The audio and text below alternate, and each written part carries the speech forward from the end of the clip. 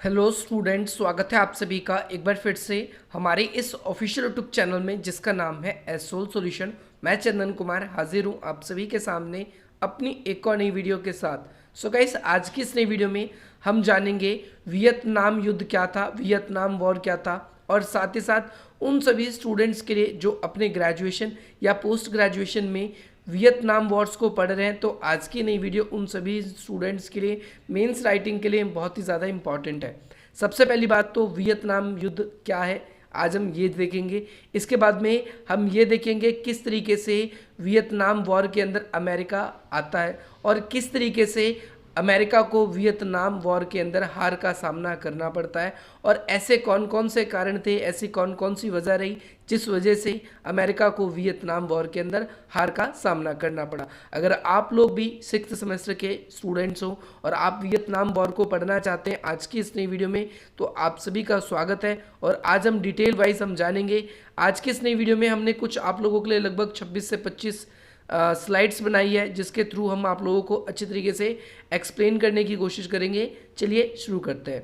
तो बात आती है वियतनाम युद्ध की। तो ये जो युद्ध है ये कोई आज का युद्ध नहीं या फिर कुछ वर्षों का ही युद्ध नहीं था। पहली बात तो हम देखें, जब औपचारिक रूप से युद्ध दिखाई दे रहा है तो इस युद्ध के अंदर में 20 ईयर्स तो यूं ही दिखाई देते हैं, परंतु इसकी जड़ें अगर हम बात करें तो ये इससे भी ज़्यादा पुरानी है। वियतनाम युद्ध की जो शुरुआत है वो 1950 के दशक में, लगभग डेट अगर आप देखेंगे तो अलग अलग बुक में आपको अलग अलग मिलती है, पर 1955 इसका एक एक्यूरेट मान सकते हो, क्योंकि 1954 में जो फ्रांस है उसकी हार हो जाती है और 1954 के बाद में अमेरिका ही यहाँ पर वियतनाम वॉर को आगे बढ़ाता है। चलिए बिल्कुल हिस्टोरिकल बैकग्राउंड से जीरो से हीरो तक हम आपको लेके चलेंगे। स्टार्ट करते हैं। तो सबसे पहली बात, जो ये वियतनाम प्रॉब्लम है ये कहाँ से शुरू हुई, सबसे पहले हम ये बात करते हैं। तो आपको ध्यान रखना है 1887 में जो फ्रांस है, जिसको हम फ्रेंच भी कहते हैं, फ्रेंच ने क्या किया, इंडो चाइना प्रदेश पर अपना उपनिवेश बनाया, यानी इंडो चाइना जो प्रदेश था इस प्रदेश को कब्जा कर लिया। अब आप बोलेंगे इस इंडो चाइना प्रदेश किसको कहते हैं, कौन कौन से प्रदेश आते हैं, तो आपको याद रखना है तोनकिंग, लाओस, एननम, इसके अलावा कंबोडिया और कोचिन चाइना, ये कुछ प्रदेश आते हैं इसके अंदर। मैप के थ्रू अगर आप इसको देखना चाहें तो आप मैप के थ्रू भी देख सकते हैं। ये इंडो चाइना का पूरा फ्रेंच इंडो चाइना प्रदेश है, और इसके अंदर अच्छी तरीके से यहाँ पर आप जूम करके देखेंगे तो आपको यहाँ पर ये चीज़ दिख जाएगी, या मैप में आज गूगल मैप में भी आज इसको देख सकते हैं। सारे के सारे जो एरिया है, जो सारी की सारी टेरिटरीज़ है, वो आप सभी के लिए हमने यहाँ पर शो कर रखेंगे। चलिए बात करते हैं दोबारा से। इसके साथ साथ यहाँ पर आप सभी को एक नाम याद रखना है जिनका नाम है हो चिन मिन।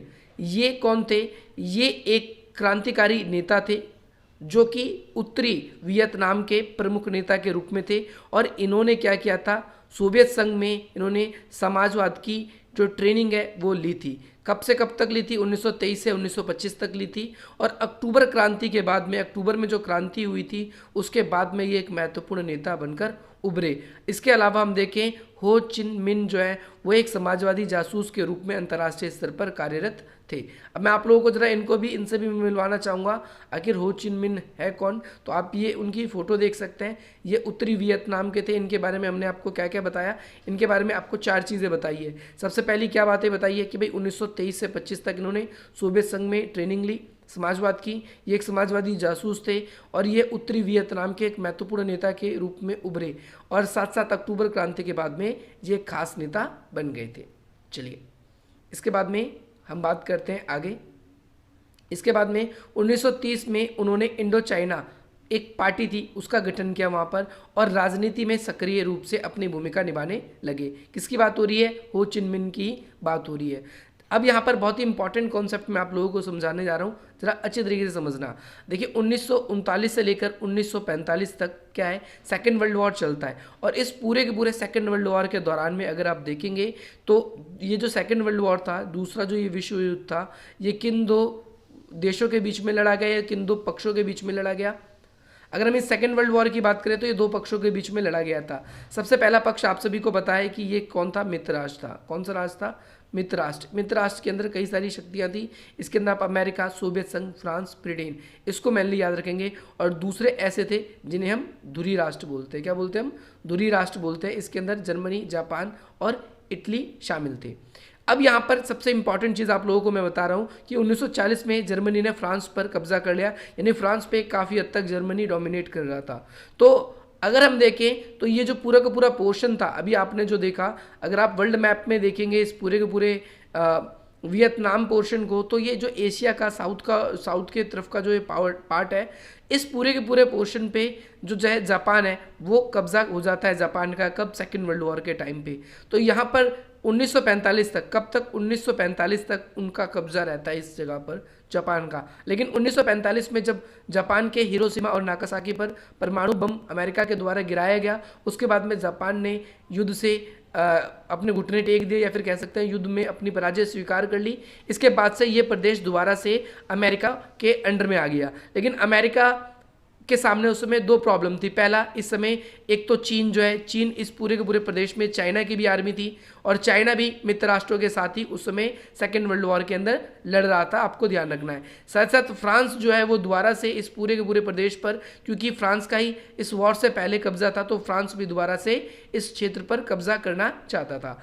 अब आप देखो, ये जो पोर्शन है, इन दोनों की वजह से यहाँ पर पूरा का पूरा ये वियतनाम संकट आएगा। अभी आप लोगों को इसके बारे में पता चलेगा। अब जो हो ची मिन है, इन्होंने फ्रांस पे, जो फ्रांस का जो कब्जा था इंडो चाइना प्रदेश पर, ये इससे वियतनाम को निकालना चाहते थे, और उन्होंने ही इसकी शुरुआत भी करी थी कि भैया वो चाहते थे कि भैया ये दोबारा से जो फ्रांस है वो इस पूरे के पूरे रीजन पे, इस पूरे के पूरे प्रदेश पर वो कहीं अपना कब्जा ना कर ले। इसके साथ साथ क्या है कि वियतनाम पर जो उत्तरी वियतनाम का जो ये पोर्शन था, इस पूरे के पूरे पोर्शन पर सोवियत संघ ने, ध्यान रखना है, सोवियत संघ से मिलाने की उन्होंने कोशिश करी थी कि भाई, क्योंकि वो एक समाजवादी नेता थे और समाजवाद को पसंद करते थे, हो चिन मिन। इसके साथ साथ देखेंगे 1947 में जापान कमज़ोर होने के कारण फ्रांस को इंडो चाइना के प्रदेश पे उसको दे दिया गया। अब यहाँ पर देखिए जो पूरा का पूरा जो ये प्रदेश है, इसको दो पार्ट्स में डिवाइड कर देते हैं। एक है उत्तरी वियतनाम, और एक है आप लोगों का दक्षिणी वियतनाम। ये जो दक्षिणी वियतनाम है, साउथ वियतनाम है, इस पूरे के पूरे वियतनाम पर फ्रांस का कब्जा हो जाता है साउथ में, और उत्तरी वियतनाम हो चिन मिन के नेतृत्व में यहाँ पर ये गोरिल्ला वॉर चल रहा था, और ये पूरी तरीके से ये चाहते थे कि जो वियतनाम का पूरा पोर्शन है ये किससे मिल जाए? चाइना और जो सोवियत संघ है उससे मिल जाए। 1946 में ही फ्रांस के विरोध में वहाँ पर हो चिन मिन और उनके जो भी वहाँ के अनुयायी थे या जो भी लोग थे उत्तरी वियतनाम के, उन्होंने गोरिल्ला वॉर की घोषणा कर दी। अभी आप बोलेंगे गोरिल्ला वॉर क्या होता है, जरा मैं आप लोगों को ये भी दिखाना चाहूँगा कि ये जंगलों में छुप छुप के लड़ाइयाँ होती है, और गोरिल्ला वॉर इनका मेन मकसद ये होता है अपने जो भी दुश्मन है उनको सिर्फ घायल करना। ये वियतनाम इस नीति को अपना रहा था, क्योंकि उनको पता था कि अगर हमने किसी एक को मार दिया तो उसको मारने की वजह से लोग बाग उसको छोड़कर, जो भी सैनिक है उसको छोड़कर आगे बढ़ जाएंगे। लेकिन अगर किसी एक को हमने पूरी तरीके से मारा भी नहीं और पूरी तरीके से हमने एक को क्या नहीं किया, घायल करके छोड़ दिया, तो क्या है कि वो घायल ना तो अब आगे बढ़ सकता है, ना ही अकेला वो पीछे जा सकता है, तो उसके साथ कुछ और सैनिक पीछे जाएंगे। तो उन्होंने ये नीति अपनाई थी, उन्होंने गोरिल्ला वॉर की नीति अपनाई थी। ठीक है, आप लोगों को याद रखना है। इसके बाद में इसी बीच में 1949 में सोवियत संघ ने अपना पहला परमाणु परीक्षण किया, और सोवियत संघ ने जब अपना पहला परमाणु परीक्षण कर लिया, इसके साथ ही इस वर्ष जो है उसी समय माओ के नेतृत्व में कम्युनिस्ट चाइना की भी स्थापना हुई। आप सभी को पता है दो घटनाएं घटी 1949 में, एक चीन की स्थापना हुई माओ के नेतृत्व में, दूसरा क्या है, सोवियत संघ ने अपना क्या कर लिया, परमाणु परीक्षण कर लिया। शीत युद्ध पहले से ही शुरू हो चुका था, और 1950 में सोवियत संघ ने और दूसरा चाइना ने उत्तरी वियतनाम को एक तो सैन्य से और आर्थिक मदद देना दोनों देशों ने शुरू कर दी कि ये किसके साथ मिल जाए, ये वियतनाम जो है वो सोवियत संघ के साथ में मिल जाए। अब ये है माओ जिनके नेतृत्व में क्रांति हुई थी, और ये है उस समय का सोवियत संघ। आप देख सकते हैं गणराज्यों से मिलकर ये बना था। इसके साथ में दूसरी तरफ हम देखें तो संयुक्त राज्य अमेरिका ने भी फ्रांस को आर्थिक सहायता देनी शुरू कर दी, परंतु युद्ध के कारण धीरे धीरे फ्रांस की जो व्यवस्था है वो युद्ध के दौरान भी खराब थी और इस दौरान भी खराब होने लगी, और 1949 में फ्रांस का जो शासन था इंडो चाइना प्रदेश से खत्म हो गया। फ्रांस की जो हार है वो ह्यूमिलेटिंग डिफीट इन, अब किस क्षेत्र पे वो डिफीट हुए थे आपको ध्यान रखना है, तो डीन बीम पू, ये एक द्वीप का नाम है, ये एक प्रदेश का नाम है, यहाँ पर ही क्या हुआ था, फ्रांस की पराजय हो गई थी। उसी वर्ष आप सभी को ध्यान रखना है अमेरिका के एक नए राष्ट्रपति चुने गए जिनका नाम था आइजनहावर। क्या नाम था, आइजनहावर। अब मैं उनको ही आपको फोटो भी दिखा देता हूँ। अभी ऑनलाइन चीज़ें इसीलिए आप लोगों के लिए बढ़िया है। अगर आप यही चीज़ बुक में पढ़ोगे तो आप लोगों को पता नहीं होगा, बस पढ़ते जाएंगे कौन था, कहाँ हो रहा था, ये आपको बुक में पूरी तरीके से अच्छी तरीके से पता नहीं चलता। लेकिन ऑनलाइन से क्या है कि आप इस वीडियो को जितनी मर्जी बार देख सकते हो और अधिक से अधिक मिनटों तक ज़्यादा से ज़्यादा शेयर कर सकते हो, ताकि वो भी इस वीडियो का लाभ उठा पाए। तो यह आइजनहावर, अब ये बनते हैं अमेरिका के नए राष्ट्रपति। और भाई आइजनहावर का क्या कहना था कि भैया फ्रांस जब ये युद्ध हार गया है, किससे, उत्तरी वियतनाम से, तो इसका क्या फ़ायदा होगा कि पूरे के पूरे जो दक्षिण एशिया में क्या है, साम्यवाद का प्रसार हो जाएगा। और इससे सिर्फ साम्यवाद को फ़ायदा होगा, अमेरिका के लिए इससे खतरा है, अमेरिका के लिए इससे हानि है। और लगभग अगर हम देखें 1 दशक तक अमेरिका की यही विदेश नीति रही, और इसी वजह से अमेरिका इस युद्ध के अंदर हारता भी है। और अमेरिका जो है वो अपनी आर्मी भी इसी वजह से इसके अंदर डिप्लॉय करता है। स्टार्टिंग में हमने बताया था कि देखो वियतनाम संकट कैसे स्टार्ट हुआ, आपको बिल्कुल पता चल रहा है। और अमेरिका अब इसमें इंटरेस्ट कैसे ले रहा है, क्योंकि इस जहाँ पर जो है सोवियत व्यवस्था लागू होने वाली थी और अमेरिका ये बिल्कुल भी नहीं चाहता था, इसीलिए फ्रांस को पहले हेल्प कर रहा था। जब फ्रांस ने भी हार मान ली तो उसके बाद वो खुद ही कहने के लिए आ जाता है। अब 1954 में क्या हुआ, जेनेवा अकॉर्ड्स हुआ। जेनेवा में एक समझौता होता है, उस समझौते के तहत क्या है, ये समझौता आखिर हुआ क्यों। पहली बात तो इसका उद्देश्य था कि वियतनाम का एकीकरण हो जाए, उत्तरी वियतनाम और दक्षिणी वियतनाम एक मिल जाए, परंतु वो एकीकरण नहीं हुआ। और इसके बाद में वियतनाम को 2 भागों में विभाजित कर दिया, एक उत्तरी वियतनाम और एक दक्षिणी वियतनाम। उत्तरी वियतनाम को अमेरिका बिल्कुल ही चाहता था कि वो उसके कब्जे में आ जाए, लेकिन वो आ नहीं रहा था। अब ये जेनेवा अकॉर्ड्स की तस्वीर है आप सभी के सामने, आप देख सकते हैं, ये जेनेवा अकॉर्ड्स की आप सभी के सामने तस्वीर है। इसके बाद में आगे देखेंगे हम। हाँ, मैं आपको ये बता रहा था कि अमेरिका चाहता था कि वहाँ पर भी उत्तरी वियतनाम में भी उसी की व्यवस्था लागू हो जाए, और उत्तरी वियतनाम चाहते थे कि दक्षिणी वियतनाम में उसी की व्यवस्था लागू हो जाए, यानी समाजवाद लागू हो जाए। लेकिन 1960 में साउथ वियतनाम मतलब दक्षिणी वियतनाम ने national liberation front south Vietnam का गठन हुआ। अब क्या हुआ 1960 में ही, अब अमेरिका के राष्ट्रपति ने इसका गठन करवाया। अब ये किसने करवाया था, तो जॉन एफ कैनेडी ने। जॉन एफ कैनेडी कौन थे, मैं आप लोगों को उनकी तस्वीर भी दिखा देता हूँ। ये जॉन एफ कैनेडी की तस्वीर है। तो क्या हुआ कि भाई जॉन एफ कैनेडी ने क्या किया कि वहाँ पर एक national liberation front of south Vietnam, इसका गठन किया गया। और इसके तहत क्या किया गया, आम सिविलियंस थे, आम लोग थे, उनको भी सैनिक और आर्थिक सहायता प्रदान की जा रही थी, ताकि वो क्या कर सके, उत्तरी वियतनाम के लोगों से गुरिल्ला वॉर में युद्ध में उनकी भागीदारी निभा सके या उनका साथ दे सके। ये देख सकते हैं, नॉर्मल लोगों को भी आर्मी वगैरह में शामिल कर लिया जा रहा था, या उनको भी कह दिया गया था कि आप भी इसके अंदर शामिल हो जाइए। आगे बात करते हैं। इसके बाद में लेकिन अमेरिका जो है प्रत्यक्ष रूप से अभी भी इस युद्ध में शामिल नहीं हुआ था। 1962 में अमेरिका द्वारा एक ऑपरेशन लॉन्च किया गया था, उसी में ही उसको थोड़ा सा लाभ भी मिला। लेकिन इसके अलावा अगर हम बात करें, अमेरिका को इसके अंदर ज़्यादा लाभ नहीं मिलता है। ऑपरेशन का नाम क्या था, operation ranch hand a chemical weapons named agent orange was separate fields and South Vietnam. हुआ क्या था, इस लाइन का मतलब मैं आपको समझाता हूँ कि भाई अमेरिका ने एक ऑपरेशन रैंच लॉन्च किया था। इसके तहत कुछ जासूस थे जिसे साउथ वियतनाम में क्या किया गया था, उतारा गया था, ताकि ये क्या करे कि भाई वहाँ की जो वेजिटेशंस है, वेजिटेशंस का मतलब होता है जो जंगल वगैरह है, जो चुप चुप के वॉर चल रहा है, उनको ख़त्म किया जा सके और वहाँ की जो आम जानकारी है वो अमेरिका को मिल सके CIA के थ्रू। बट CIA क्या है, वहाँ की अमेरिका की खुफिया एजेंसी है, आपको ध्यान रखना है। बट अगर हम देखें, इसका कोई सकारात्मक प्रभाव नहीं दिखा, बल्कि नकारात्मक भी प्रभाव दिखा, और जो कि आज भी है। वियतनाम के जो प्रेसिडेंट थे, उस समय के जो राष्ट्रपति थे, ध्यान रखना है, उनका सपोर्ट भी जो दक्षिणी राष्ट्रपति हैं वियतनाम के, धीरे धीरे कम होने लगा। क्यों कम होने लगा, क्योंकि वो अपने बहुत सारे सोल्जर्स को उत्तरी वियतनाम पर कब्जा करने के लिए मरवा रहे थे। और साथ साथ डायरेक्टली ये भी दिख रहा था कि अमेरिका इसके अंदर पूरी की पूरी अपनी भूमिका निभा रहा है साउथ वियतनाम के अंदर। साथ साथ उनका धीरे धीरे जो है सपोर्ट कम होने लगता है, और उनके भवन के ऊपर भी आगे चल के हम देखते हैं कि आक्रमण हो जाता है।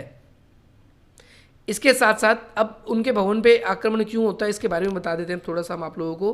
क्योंकि जो दक्षिणी वियतनाम के लोग थे वो चाहते थे कि युद्ध जो है वो खत्म हो जाए, परंतु अगर हम बात करें जो साउथ वियतनाम के राष्ट्रपति थे वो थोड़े से ईसाई धर्म को मानते थे, और वहाँ पर जो वियतनाम में वहाँ पर बुद्ध धर्म के भी बहुत सारे अनुयायी थे, और वो युद्ध नहीं चाहते थे। आपको पता है कि बुद्ध धर्म के अनुयायी जो होते हैं वो युद्ध नहीं करना चाहते हैं, और इसी वजह से उन पर गोलियाँ भी चलवाई गई थी, और बुद्धिज़्म के जो अनुयायी है उनको गोलियाँ भी उनके ऊपर चलवा दी गई थी। अमेरिका के राष्ट्रपति खुद ही जो है, वहाँ के जो राष्ट्रपति थे खुद ही ईसाई धर्म को भी फॉलो करते थे। इसके बाद में आगे हम देखेंगे 1963 और 65 में 2 ही वर्षों में 12 बार सरकारें बदलनी पड़ी। इतना ज़्यादा विरोध होने लगा था, लेकिन फिर भी अमेरिका अपनी ज़िद पर यहाँ पर पूरी तरीके से अड़ा हुआ था कि भैया नहीं, हमें तो क्या करना है, हमें तो ये पूरा का पूरा प्रदेश रीजन जीतना ही जीतना आएगा। 1963 में यूएस के जो प्रेसिडेंट थे कैनेडी, उनका कार्यकाल खत्म हुआ। ठीक है, इसके बाद में एक नए राष्ट्रपति बनते हैं जिनका नाम है लैंडिंग जंक्शन। ये राष्ट्रपति बनते हैं। अब उनकी फ़ोटो मैं आपको दिखा देता हूँ, मैंने आप लोगों को पूरी ये है वो उनकी फ़ोटो, ये आप सभी के सामने। वो राष्ट्रपति बने, और इसके बाद में डायरेक्टली इनके राष्ट्रपति बनते के साथ ही जो यूएस की जो आर्मी है वो डायरेक्टली वियतनाम में एंटर हो जाती है।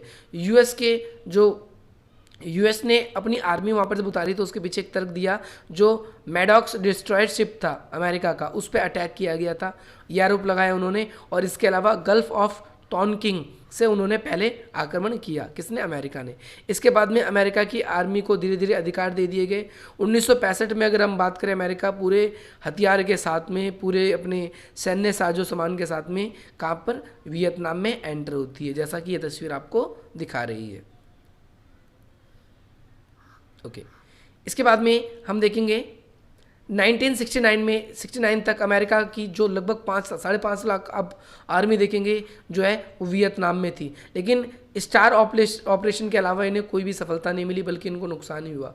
यूएस में 1967 में उत्तरी वियतनाम को बहुत ही ज़्यादा विरोध होने लगा था, यानी अमेरिका में भी इस चीज़ का विरोध होने लगा।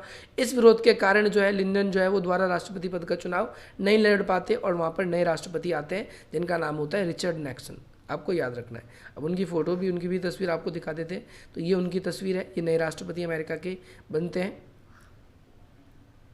इसके बाद में आप देखेंगे 1972 में सिर्फ, अगर ये रिचर्ड नैक्सन जो थे, इन्होंने क्या किया, अपनी आर्मी को धीरे धीरे वहाँ से कम किया।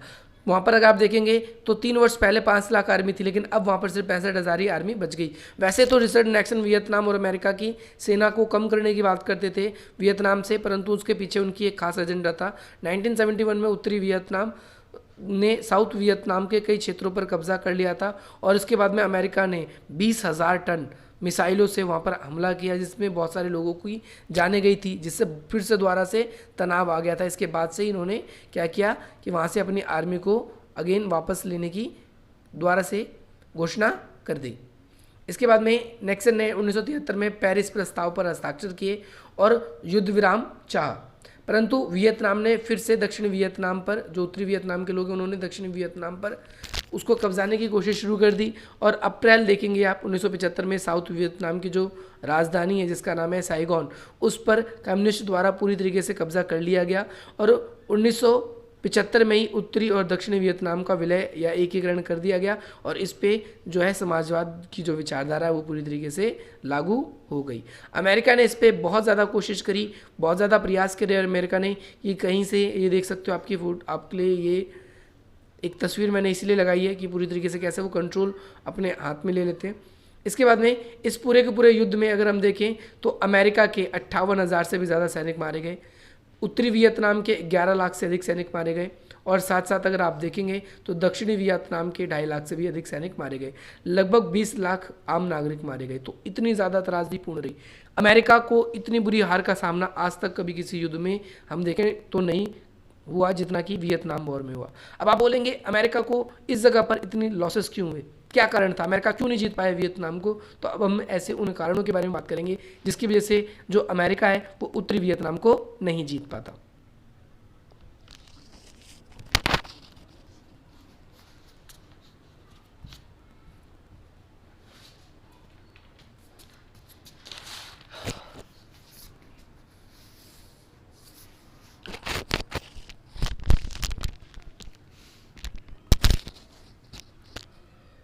सो स्टूडेंट्स, इसके लिए कई सारे रीजंस दिए जाते हैं। सबसे पहला रीज़न, इसके आगे की जो पीपीटी है मैंने आप लोगों के लिए नहीं बनाई है, बट मैं आप लोगों को आई एम श्योर अच्छी तरीके से एक्सप्लेन करूंगा। सबसे पहला था lack of enthusiasm and people's support. आप लोगों को ध्यान रखना, लैक ऑफ एंथुसियाज्म का मतलब क्या है, और पीपल सपोर्ट का मतलब ये है कि जो साउथ वियतनाम के लोग थे वो कम्युनिस्ट के विरोध में थे और अपनी सेना को ना तो वो संगठित कर पाई और ना ही वो साउथ वियतनाम में, पहली बात तो आपको ध्यान रखना है, जो साउथ वियतनाम है, साउथ वियतनाम में जो सरकारें थी वो बहुत ज़्यादा भ्रष्ट थी। कैसी थी? भ्रष्ट सरकारें थी, और वो उस पर कहीं ना कहीं विदेशी लोगों का ही प्रभाव रहा, पूरी तरीके से अमेरिका का प्रभाव रहा। और वहीं बात करें जो उत्तरी वियतनाम के लोग थे वो अपनी खुद की स्वतंत्रता की लड़ाई कर रहे थे, तो वहाँ के लोगों के अंदर जो है वो एक जज्बा, एक जुनून ज़्यादा था कंपेयर टू साउथ वियतनाम के लोग। पहला कारण ये दिया जाता है, इसीलिए जो अमेरिका जो है वो इस युद्ध को नहीं जीत पाया। दूसरी बात करें, उत्तरी वियतनाम के लोग सोवियत संघ ये मनवाने में सफल रहा, सोवियत संघ उत्तरी वियतनाम के लोगों से, कि सिर्फ जो तुम गरीब हो, इस गरीबी का जो एक ही कारण है वो है यूएस सपोर्ट। क्योंकि यूएस जो करता है वो आपकी सरकारों को भ्रष्ट बनाता है और उसके बाद में आप ही की सरकार को ये दिखाता भी है कि हम आपके साथ अच्छे, हम आपके साथ अच्छा बिहेवियर कर रहे हैं। अगर आप लोग चाहो तो अपना विकास अच्छे से कर सकते हो। इस वजह से अमेरिका इस युद्ध के अंदर हार गया। नेक्स्ट बात करें तो उत्तरी वियतनाम के लोग जो है वो साम्यवाद और कम्युनिस्ट को पसंद करते थे, इसीलिए जब गुरिल्ला वॉर होता था, जो उत्तरी वियतनाम के लोग थे वो खुद भी जो समाजवाद है उसको पसंद करते थे। इसलिए जब भी गुरिल्ला वॉर होता था, अमेरिका की आर्मी ढूंढते ढूंढते आती थी, तो वहाँ के जो आम लोग थे वो लोग भी क्या करते थे, वो आम लोग भी इनको अपने घर के अंदर आश्रय दे देते थे, आम लोग भी उनको अपने घर में छुपा देते थे। और यही कारण था कि भाई अमेरिका उनका कुछ भी बिगाड़ नहीं पाता था। यूएस की खुद भी इंटरनल प्रॉब्लम इस युद्ध का एक कारण बनी थी। अगला पॉइंट है यूएस की जो इंटरनल प्रॉब्लम्स थी, क्योंकि यूएस के अंदर भी इस चीज़ को लेकर बहुत ज़्यादा क्या था, बहुत ज़्यादा विरोध हो रहा था। बहुत सारी देखो, आपने एक राष्ट्रपति को भी देखा कि वो एक पूरा का पूरा इलेक्शन ही नहीं लड़ पाते। क्यों नहीं लड़ पाते? क्योंकि उनका इतना ज़्यादा विरोध हो रहा था, उनकी नीतियों का इतना ज़्यादा विरोध हो रहा था। इसके साथ साथ अगर हम देखें नेक्स्ट पॉइंट, तो यूएसए और जो चाइना है, उन दोनों का उत्तरी जो एक तो यूएसएसआर है और दूसरा चाइना, उन दोनों ने उत्तरी वियतनाम में गुरिल्ला वॉर में मदद करना, सिर्फ और सिर्फ सैनिकों को घायल कर सकते थे। जो अगर हम देखें तो जो उत्तरी वियतनाम के जो सैनिक लड़ रहे थे वो उत्तरी वियतनाम के चाइना और रशिया के सपोर्ट से सिर्फ और सिर्फ वहाँ की आर्मी को पूरी तरीके से बस हमला, वो युद्ध नहीं जीत सकते थे। वो ये कर सकते थे कि भैया उनकी सेना जो है, उनकी सेना को घायल कर सकते थे। परंतु अगर हम बात देखें कि अमेरिका की जो मीडिया है उन्होंने इस चीज़ को बहुत ज़्यादा नेगेटिव वे में दिखाया कि भैया उत्तरी वियतनाम के जो सैनिक है वो बहुत हार रहे हैं। आपने देखा लास्ट में यहाँ पर कि भैया उत्तरी वियतनाम के 11 लाख सैनिक मारे गए और दक्षिणी वियतनाम के सिर्फ 2.5 लाख।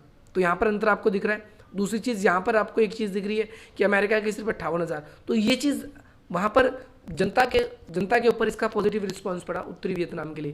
क्यों? क्योंकि वो अपनी भूमि को रक्षा करने के रूप में इसको दिखा रहे थे, अपनी भूमि की रक्षा करने में वो अपनी जान की आहुति दे रहे थे। इस वजह से अगर हम देखें तो वहाँ की जो जनता थी, वहाँ की जनता में बहुत ज़्यादा कॉन्फिडेंस आने लगा था और इस वजह से वो इस युद्ध के अंदर सक्रिय रूप से अपनी भूमिका को निभा पाए। मुझे ऐसा लगता है आज की इस वीडियो से आप लोगों को बहुत वैल्यू मिलेगी और इसके अलावा एक नोट्स की प्रॉपर वीडियोस भी मैं आप लोगों के लिए लेकर आऊँगा। पर यहाँ पर आप लोगों को वियतनाम की पूरी कहानी समझ आई।